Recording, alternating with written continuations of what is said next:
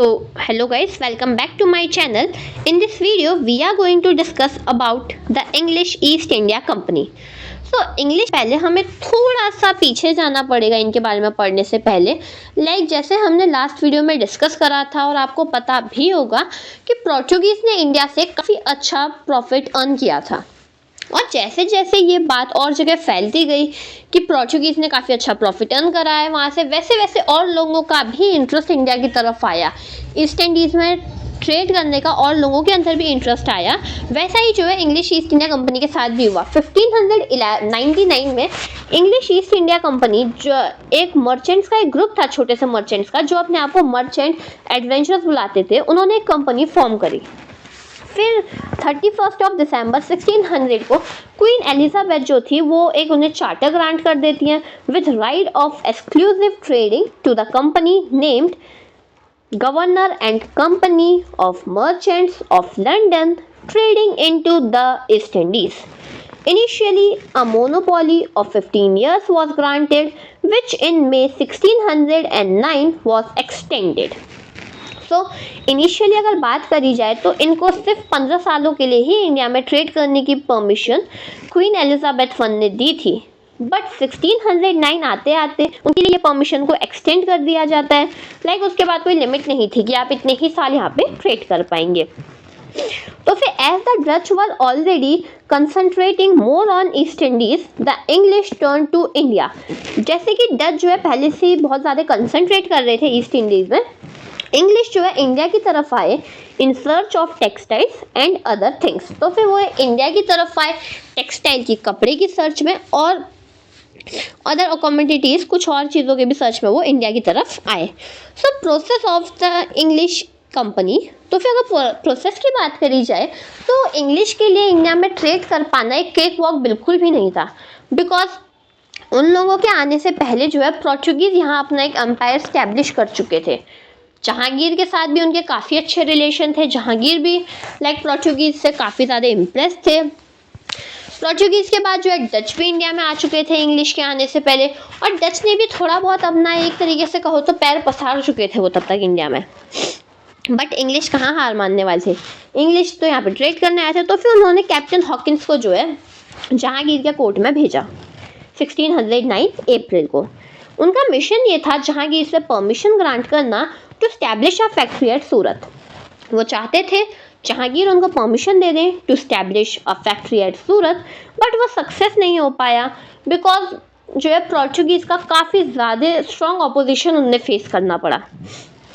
निराशा मिलने के बाद जो है कैप्टन हॉकिंस नवंबर 1611 को आगरा से चले जाते हैं, और उसी साल 1611 में इंग्लिश अपनी ट्रेडिंग स्टार्ट करते हैं मसूलीपट्टनम में, जो साउथ ईस्टर्न कोस्ट में है इंडिया के साउथ में से मतलब।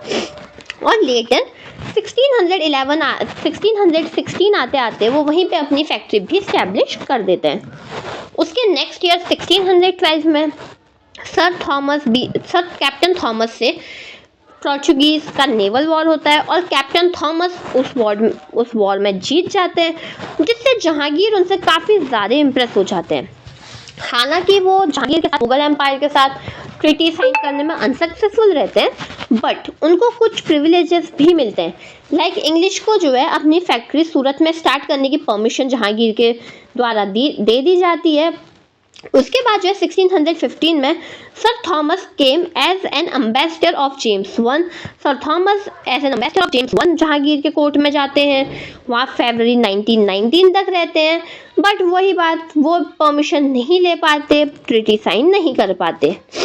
The English did not have a smooth process as I already mentioned. उनके लिए ये सफ़र इतना आसान नहीं था, उनके लिए स्ट्रॉन्ग ऑपोजिशन था from Portuguese and from the Dutch. लेकिन सबसे ज़्यादा चीज़ उनके फेवर में रही ना, वो था, जैसे आपको पता होगा लास्ट वीडियो में हमने डिस्कस भी किया था कि किंग ऑफ पुर्तगाल के जो राजा थे उन्होंने 4 सेकंड को देश में बॉम्बे दिया था, और उसी बॉम्बे को ब्रिटिश लीज में लेने में कामयाब हो जाते हैं, और साल की पेमेंट भी सिर्फ 10 पाउंड्स थी उनके लिए। 1668 की ये बात है।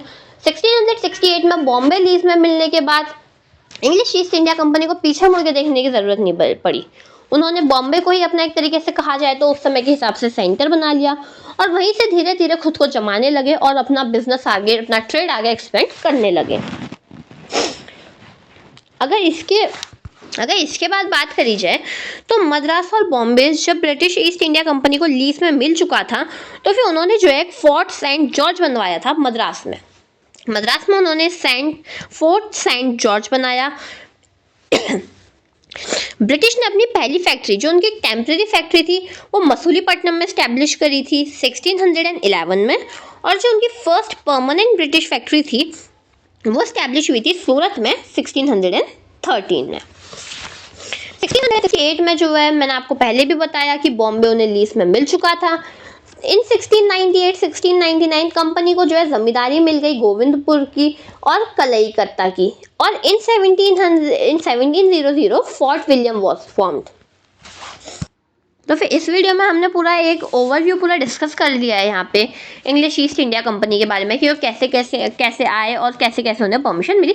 बट एक इंपॉर्टेंट पॉइंट जो मैं डिस्कस करना भूल गई वो ये था, विलियम हॉकिंस जो है इंडिया में शिप आए, उस शिप का नाम था Hector.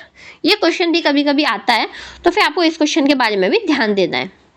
Thank you so much for watching my video. In the second part of the video, I'll try to upload in more detail about like